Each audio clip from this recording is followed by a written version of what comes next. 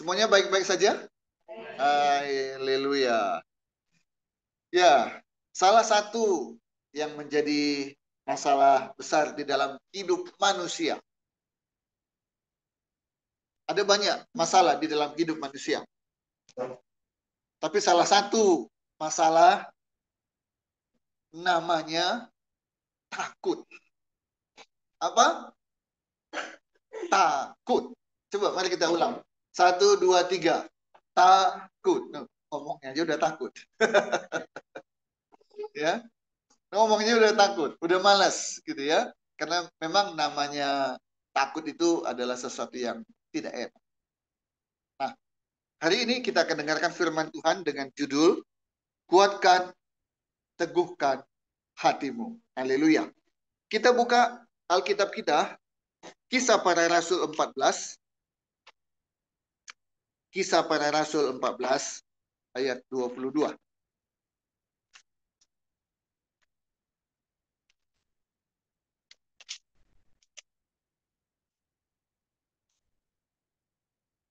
Kisah Para Rasul 14 ayatnya yang ke-22.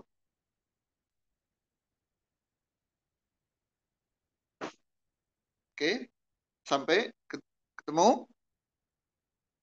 Kita baca bersama-sama. 1, 2, 3.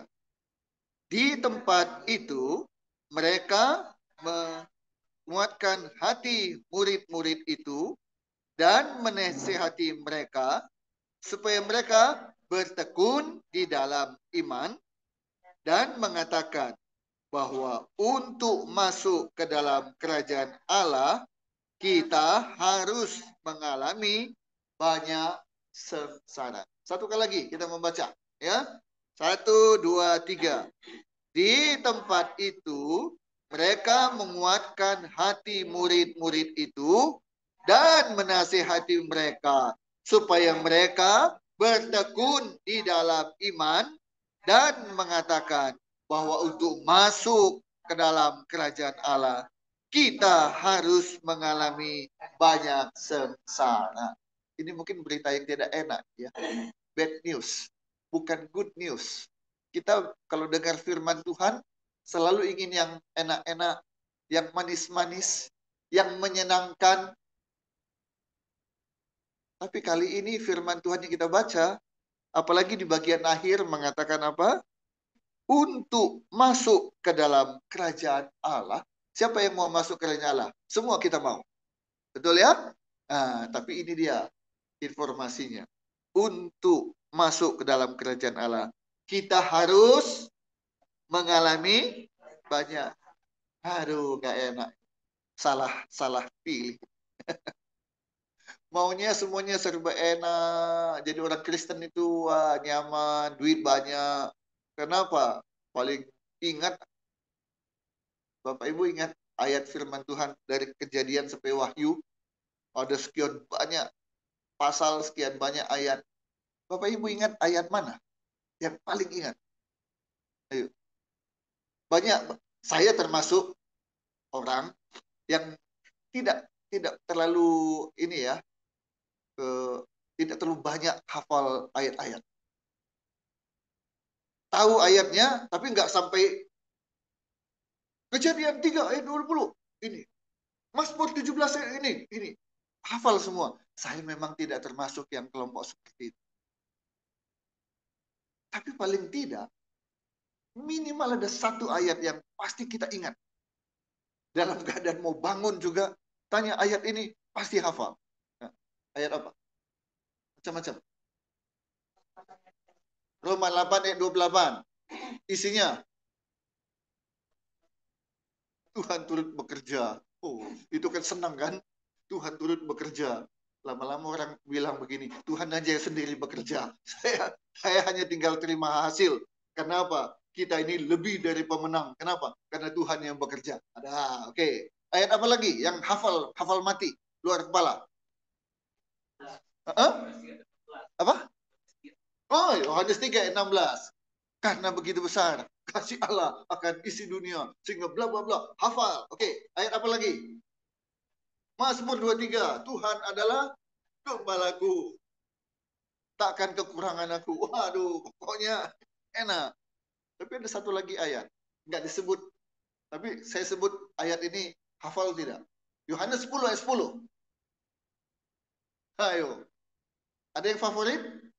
Aku datang untuk memberikan kehidupan dan hidup yang apa? Jangan pura-pura lupa. Bukan apa? Ayo, berkelimpahan. Kalau dengar kata berkelimpahan, senang nggak? Tapi yang ayat ini, waduh, kalau bisa dihapus aja. Jangan ada, sebab tidak enak. Ya, untuk masuk ke dalam kerajaan Allah, kita harus mengalami banyak sengsara. Kalau ditulis di situ banyak kesusahan, masih mending. Masih mending. Tapi kalau ditulis banyak apa? Mana lebih tidak menyenangkan? Kesusahan atau sengsara? Sengsara. Kesusahan belum tentu sengsara. Tapi sengsara pasti susah. Hari ini di beberapa gereja mungkin mengalami jemaat yang hadir di ibadah jumlahnya termasuk di tempat ini. Tidak semua hadir. Kenapa? Salah satu penyebabnya adalah medsos. Akhirnya TikTok menghentikan apa? Bukan live streaming. Jadi tidak bisa lagi siaran langsung di TikTok. Hanya di Indonesia. Di negara lain semua tetap berjalan. Jadi kita kalau lihat, ada video lagi begini, rasanya gimana? Was-was, cemas, dan takut. Lihat lagi video ini.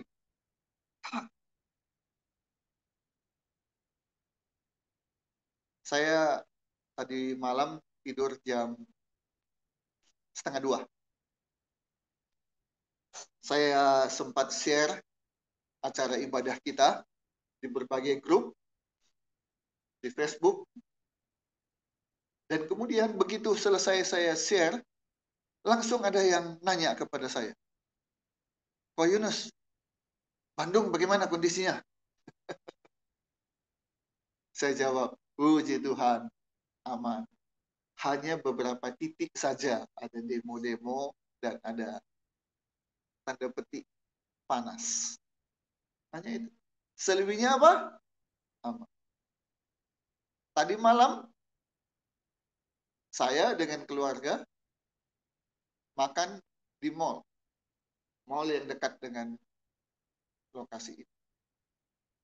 Aman, pergi aman, pulang aman, tidak ada ketakutan, ya, bahwa terjadi penurunan jumlah, ya, tapi tidak ada sesuatu yang membuat kita perlu khawatir.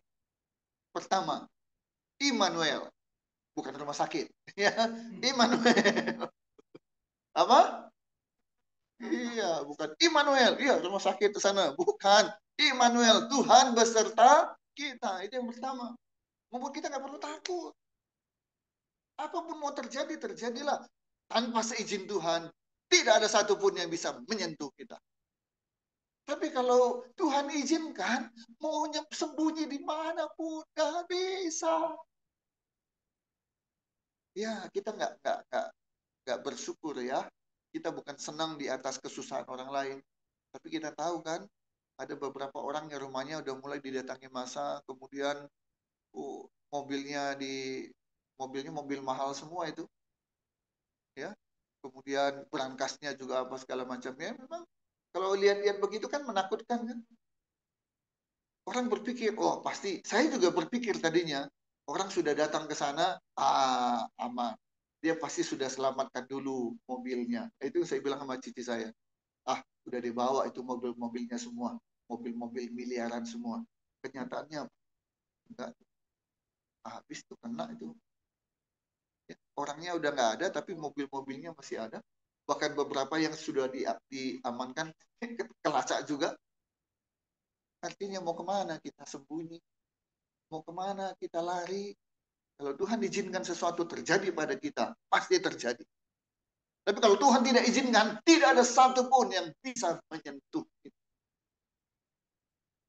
Nah, cuma, Pak Idus, kita kan masih manusia. Masih daging. Masih makan bakso. Makan siomay. Jadi rasa takut tetap ada. Iya, betul. Yang namanya manusia nggak akan pernah lepas dari rasa takut. Itu betul. Tetapi kita juga punya yang namanya iman. Yang membuat kita jadi berani. Membuat kita jadi kuat. Nah, seseorang baru bisa dikatakan hebat, baru bisa dikatakan jujur, baru bisa dikatakan jempolan. Pertama, ujilah dia dengan jabatan. Ujilah dia dengan kekuasaan. Dari situ nanti kita bisa melihat apakah dia tetap jujur, apakah dia tetap kuat, atau goyah. Uji dengan jabatan. Sebab kalau orang nggak punya jabatan, gimana? Ada orang yang jadi bawahan sombong? Nggak ada. Tapi begitu punya jabatan dikit, gimana? Rasanya nggak ada pun mulai uji dengan jabatan. Kedua, uji dengan kekuasaan. Nah, kalau dia sudah diberikan kekuasaan, baru di sana kita lihat apakah masih mau negur orang atau nunggu ditegur. Kalau jalan, apakah dia menunduk, apa kepalanya mulai mendongak. Uji dengan kekuasaan. Yang ketiga, uji dengan masalah. Kita sekolah, dapat ujian. Senang nggak? Senang. Pak Guru bilang, keluarkan kertas, kita akan tes. Murid-murid langsung gimana? Hore! Gitu. Atau, ulangan. Pak, kok mendadak? Lalu kan protesnya gitu kan? Nggak ada yang suka diuji. Tapi, mau naik kelas nggak? Mau. Bisa naik kelas nggak ada ujian? Nggak bisa. Kalau kita mau naik kelas, naik tingkat, harus diuji. Nah, jadi suka tidak suka Bapak Ibu sekalian. Dalam hidup kita, hidup sekuler, hidup kerohanian kita, harus diuji. Harus diuji. Nah, saat-saat ini, hari-hari ini, orang Kristen juga diuji. Takut pada masalah atau takut pada Tuhan? Kalau seluruh jalan sudah ditutup, kerusuhan ada di mana-mana, ya saya setuju kalau bilang pakai otak dong Pak Yunus. Terus yang lebih rohani, pakai hikmat dong Pak Yunus. Masa tetap terus keluar rumah pergi ibadah? Saya setuju. Tapi ini kita jalan tadi gimana? Rame. Lewat tadi pasar burung, rame. Jalan raya, rame. Gak ada masalah. Terus kenapa? Gak ibadah. Takut Pak. Oh, nggak bilang takut, tapi Pak, jaga-jaga Pak. Kita diuji. Di situ kita diuji. Beberapa puluh tahun lalu, bahkan ya terakhir ini ada beberapa tahun yang lalu, ada dua kejadian. Pertama, Seorang hamba Tuhan baru beli mobil dengan keluarga di dalam mobil itu nabrak pohon mahoni, meninggal. Terus orang bilang, kenapa ya? Itu kan hamba Tuhan. Memang semua harus mati, betul. Tapi kenapa harus meninggalnya seperti itu? Kenapa harus dengan cara tabrak meninggal tragis? Itu urusan Tuhan. Itu urusan Tuhan. Kita memang paling kepo ketika ada orang punya masalah, kita tanya kenapa, kenapa. Apalagi kalau diri kita. Begitu kita sakit, Tuhan, kenapa Engkau izinkan sakit penyakit ini menimpa diriku? Ketika kita punya masalah, Tuhan, kenapa Engkau izinkan masalah ini terjadi dalam hidupku? Semua, why, mengapa. Tapi ada seorang petenis, beberapa kali dia jadi juara Wimbledon, namanya Arthur Ashe. Dia bilang, kalau kamu punya masalah, selalu tanya Tuhan, kenapa Tuhan, kenapa Tuhan, kenapa?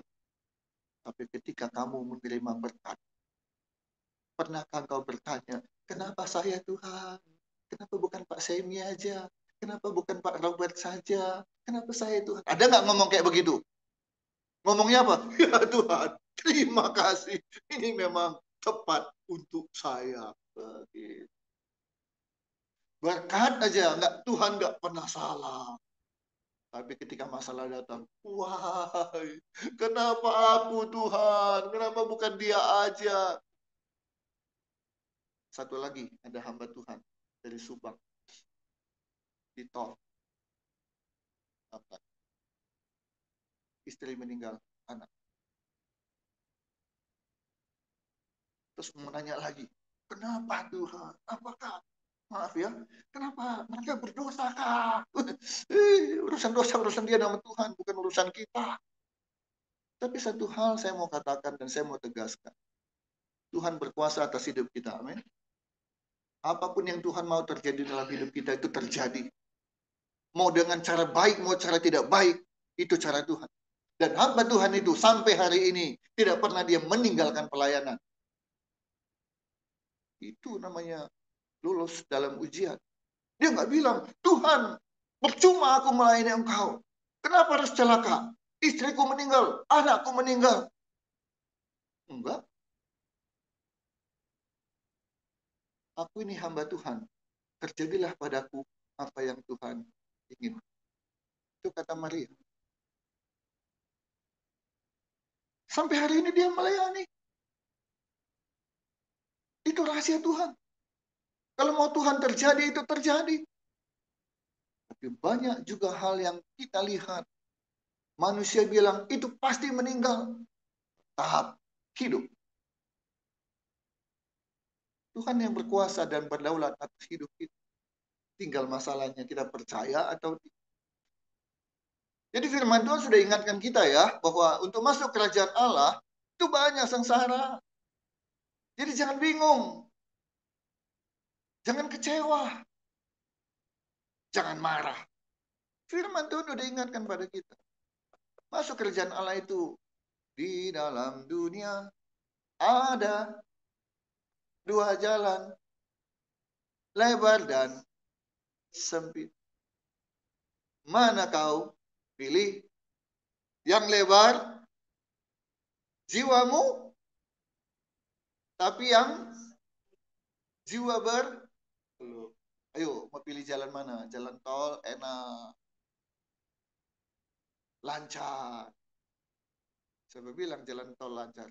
Coba aja ke Jakarta, arah jalan Cikampek dan Jakarta. Apalagi kalau jalannya lewat jalan bawah. Lancar nggak? Nah, cuma mungkin di Indonesia lah, tol suka ada hambatan.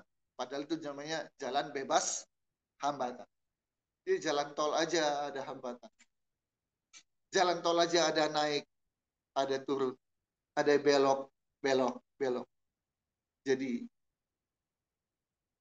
kalau ada masalah dalam hidup kita, apapun itu, sakit penyakit, masalah keluarga, masalah pekerjaan, masalah keuangan. Pernah ngalami masalah keuangan? Rahasia, Pak. Malu, Pak. Udah, nggak usah kasih tahu lah. Tapi pasti siapapun kita pernah mengalami masalah, dan ketika itu terjadi pada kita, bisa jadi iman kita pun turun. Iman kita pun mulai turun. Nah, ini Yosua. Sekarang udah enak. Walaupun belum enak banget. Tapi sudah enak lah. Ya, gajinya sekian. Tiap bulan dia bisa nabung sekian. Ya, udah enak lah. Puji Tuhan. Semua kemurahan Tuhan. Lulus dari ITB, dapat pekerjaan di Jakarta. Ya, dengan gaji yang nggak usah sebut lah. Tapi saya bilang udah enak lah. Bapak Ibu tahu, ketika dia masuk SMA, saya berdua dengan dia daftar ke sekolah. Kami pendaftar terakhir. Waktu itu sudah mulai sore. Kamilah pendaftar terakhir. Tahu kenapa? Bisa tebak? Apa ini? Cien, money, hepeng. Wih. Saya berangkat dari rumah dengan Yosua, naik sepeda motor. Tahun berapa, Dil? Kamu masuk SMA itu? 2008. Dia lulus 2011, masuk ITB 2011. Tahun 2008 itu kami berangkat. Tujuannya jelas ke sekolah. Pasir Kaliki. Tujuannya jelas, mau bayar. Karena hari itu adalah hari terakhir pendaftaran. Daftar ulang. Untuk bawa uang. Tapi kami berangkat dari rumah tanpa bawa uang. Bayangkan. Tujuannya jelas. Pergi kemana jelas. Pasir Kaliki, BPK. Jelas. Kemana tujuannya? Lokasinya. Maksudnya apa? Jelas. Daftar. Dan itu hari terakhir. Jelas. Datang ke sana harus bawa apa? Bawa uang. Ngerti. Tapi kami berangkat dari rumah. Tidak bawa.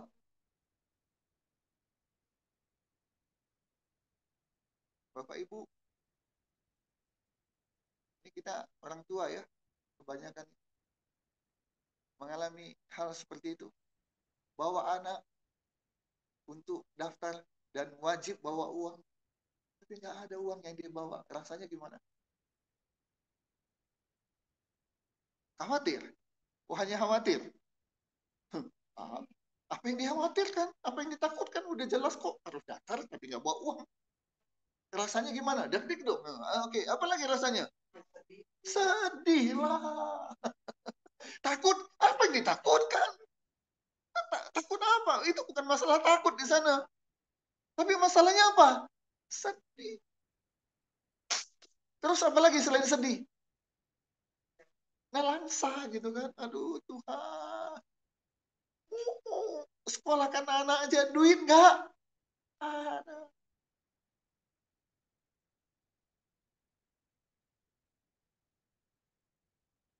Semua perlu proses. Dan ketika proses itu harus kita alami, jangan ngomel. Jangan, bahasa Prancisnya apa? Kukulutusan. Kukulutus, komplain. Kukulutus itu artinya apa?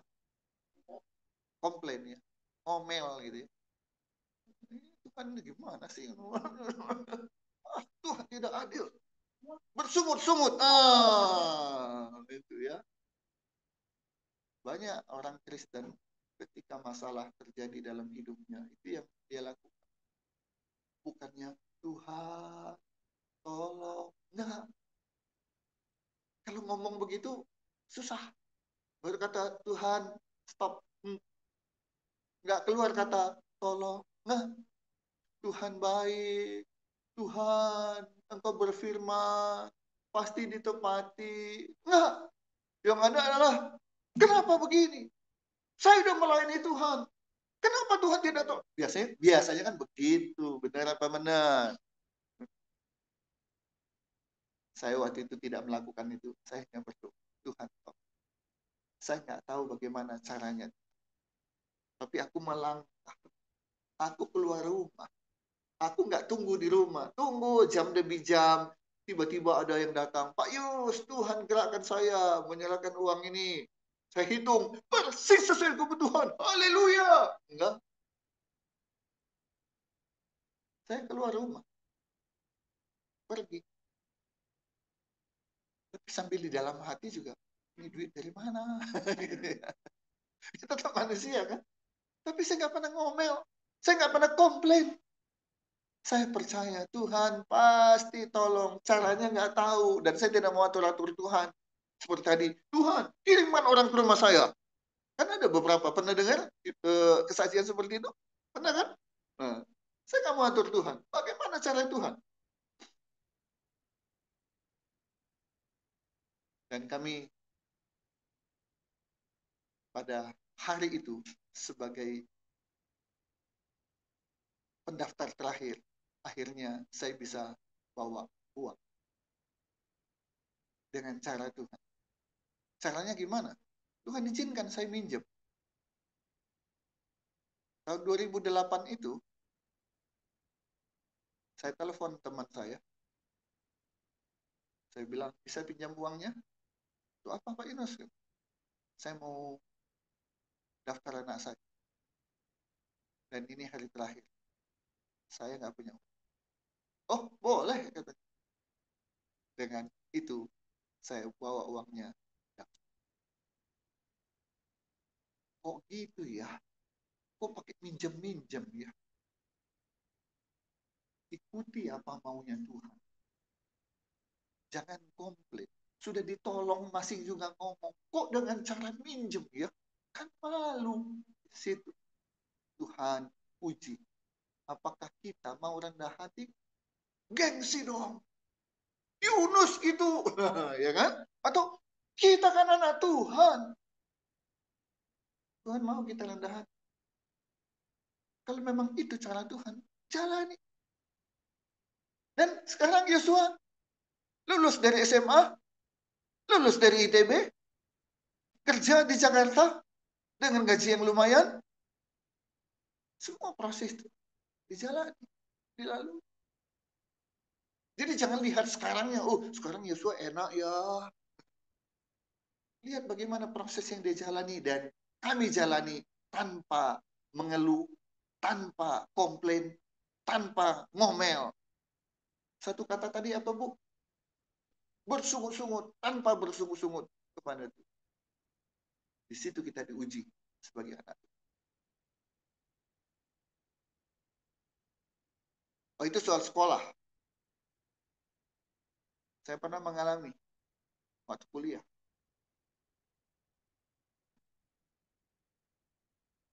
Teman-teman bilang, ayo kita main ke Sukabumi, Pelabuhan Ratu. Ada teman yang punya rumah di Pelabuhan Ratu, di Sukabumi. Jadi kita semua nginap di sana. Itu satu kelas ya. Saya bilang saya nggak mau ikut. Tahu kenapa saya nggak mau ikut? Ngerti kan? Ini apa? Meyu apa? Meyu Chien. Tidak punya duit. Jangan dong hepeng. Teboga artos. Tapi mereka bilang sama seperti iklan rokok itu. Nggak ada lu, nggak rame. Nggak. Pokoknya Yunus harus ikut. Dan dijemput saya di rumah. Ya, dijemput di rumah. Dan berangkatlah. Ya memang, jadi saya jadi penggembira. Bikin acara lah, inilah, itulah. Dan berangkatlah kami ke Sukabumi. Sorry, ke Pelabuhan Ratu. Pelabuhan Ratu panas atau dingin? Panas. Semua pantai pasti panas. Nggak ada pantai yang dingin kecuali di dalam kamar ada AC-nya. Nah, saat kalau panas rasanya gimana? Pengen minum, haus. Kami mampir di sebuah warung. Nah, teman-teman pada pesan minum ini itu apa segala macam. Saya pesan minum nggak? Hmm, Ada yang pesan waktu itu zaman itu masih ada green sand. Tahu green sand? Nah, sekarang ada nggak green sand? Ada, tapi sudah formulanya beda. Kalau green sand dulu ada sekian persen kecil sekali alkoholnya. Sekarang nol, ya. Oke, teman-teman minum green sand. Lagi panas-panas, lagi haus-haus. Lihat orang minum green sand, dingin. Rasanya gimana?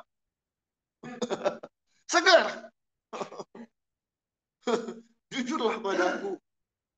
Lihat orang minum yang segar-segar, green sand. Kita nggak minum. Gimana rasanya? Tabita, kecewa, sedih.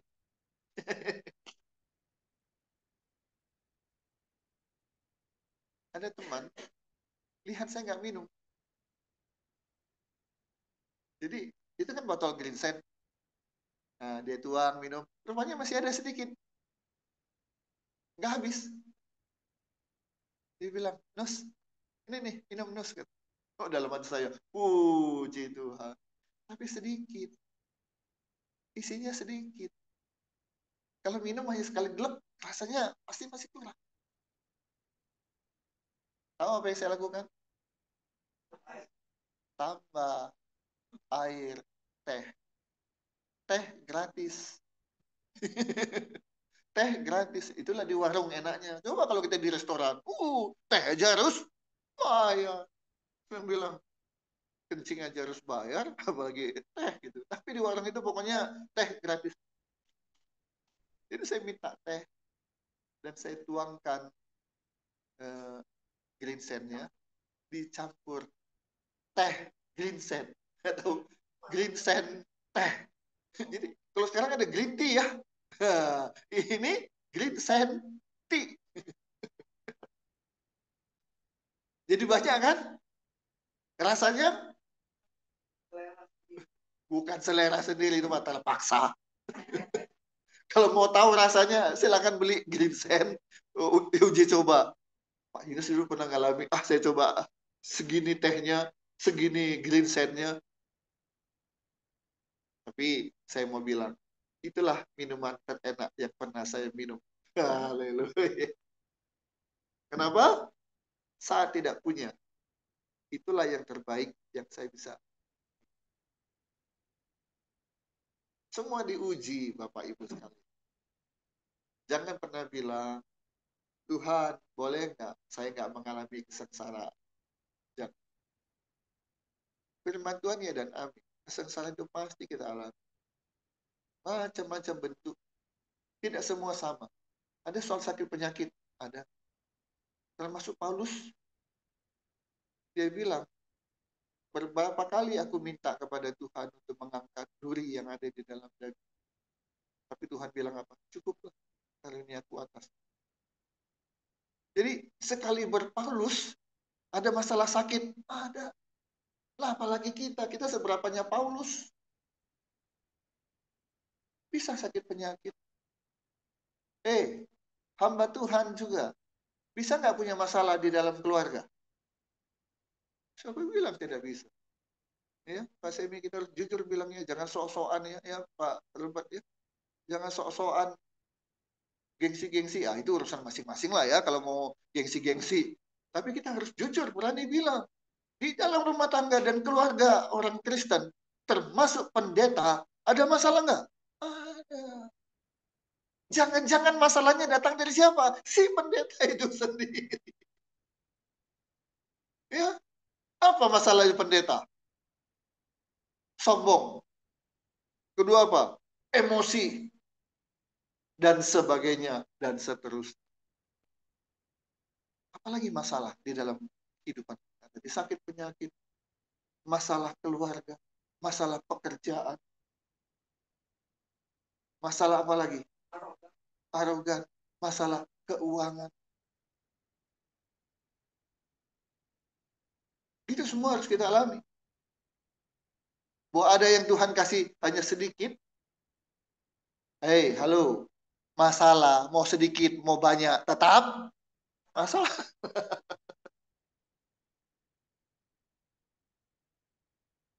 Kalau boleh milih, sakit apa yang kita nggak mau? Yang kita tolak. Tuhan jangan sakit inilah, yang lain boleh-boleh aja lah. Tapi yang ini jangan. Sakit apa? Sakit gigi. Pernah ada nggak orang meninggal karena sakit gigi? Nggak ada. Tapi kalau jantung meninggal ada? Banyak. Stroke meninggal ada? Tapi sakit gigi, nggak pernah ada orang meninggal karena sakit gigi. Hah? Iya, tapi kan nggak langsung mati gara-gara sakit gigi kan? Mau nggak sakit gigi? Itu bagi yang udah pernah sakit gigi. Kalau belum pernah, pernah sakit gigi sakit ya. Ada di sini yang nggak pernah sakit gigi? Puji Tuhan kalau ada. Gimana rasanya sakit gigi? Waduh, makan nggak enak. Tidur, tidur. Bisa nggak tidur sakit gigi? Wah, mana bisa tuh. Yang paling enak di dunia ini kan cuma dua kan? Bisa makan enak dan bisa tidur enak kan gitu. Di satu lagi, tiga kenikmatan dunia. Satu bisa makan enak, punya duit berjuta-juta, bermiliar-miliar, tapi nggak bisa makan. Gimana rasanya? Percuma kan? Percuma. Tidak menikmati, itu makan. Yang kedua apa? Tidur. Tidak bisa tidur. Gimana rasanya? Pernah nggak ngalami? Tak sekali, dua kali dalam hidup. Udah balik sana, nggak bisa tidur. Balik ke sini, nggak bisa tidur. Pernah ngalami nggak? Kalau nggak pernah, puji Tuhan. Satu lagi, kenikmatan hidup. Bisa buang air. Wah, itu kenikmatan hidup tuh. Harus bersyukur. Coba udah makan enak, udah tidur enak, tapi keluarnya setengah mati. Gimana rasanya? Kalau kita bisa milih, kita nggak mau sakit gigi. Tapi apa boleh buat? Tidak bisa milih-milih. Ya, demikian juga masalah dalam hidup kita nggak bisa milih-milih. Tapi Tuhan bilang, ayo kita baca. Ketika ada masalah-masalah dalam hidup kita. Kita baca dulu Roma 8 ayat 35. Roma 8 ayat 35.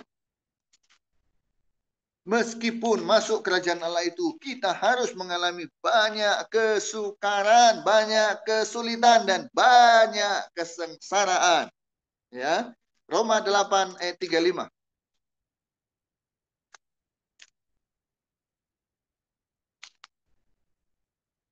Roma 8 ayat 35.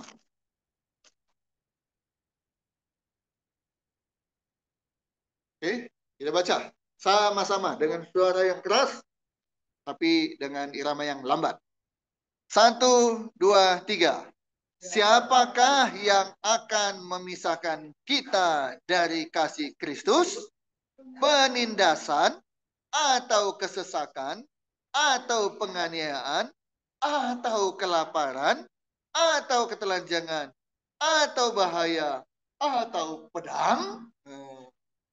Apa yang bisa memisahkan kita? Jawabannya tidak ada. Itu yang benar. Amin. Tidak ada.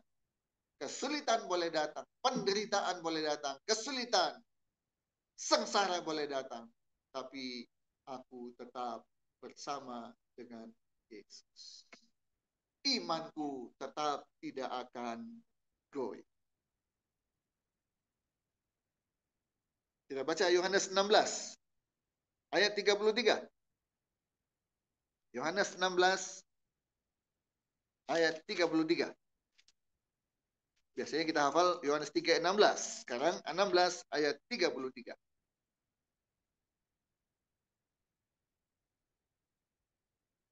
Oke, Yohanes 16 ayat 33.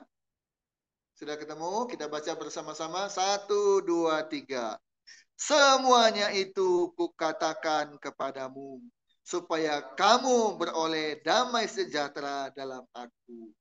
Dalam dunia kamu menderita penganiayaan, tetapi kuatkanlah hatimu.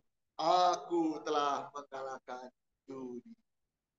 Makanya Tuhan yang berperang ganti kita. Jangan pernah takut. Jangan pernah khawatir. Jangan pernah was-was. Walaupun itu adalah bagian dalam kehidupan manusia. Tapi kita tahu Tuhan telah mengalahkan dunia. Jadi jangan pernah takut lagi. Jangan pernah khawatir lagi. Jangan pernah was-was lagi. Apapun masalah yang boleh terjadi dan akan terjadi dalam hidup kita, terjadilah. Tapi kita tahu tangan Tuhan ada selalu bersama dengan kita. Amin. Ibrani 11 ayat 27.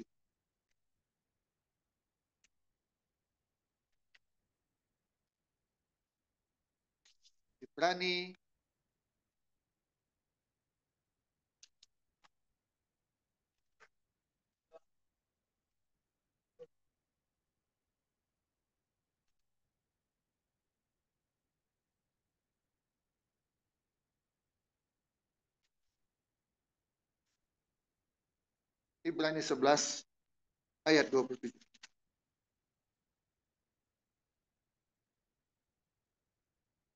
Sudah ketemu? Yuk, kita baca 1, 2, 3. Karena iman, maka ia telah meninggalkan Mesir dengan tidak takut akan murka raja. Ia bertahan sama seperti ia melihat apa yang tidak terlihat. Ini yang kita harus lakukan. Tetap bertahan. Apapun tetap boleh terjadi, kita tetap bertahan. Bertahan apa? Iman kita tidak goyah. Tidak lari. Tidak sembunyi. Hadapi bersama dengan Tuhan Yesus. Kenapa? Ayat terakhir. Yesaya 26 ayat 3. Yesaya 26 ayat 3.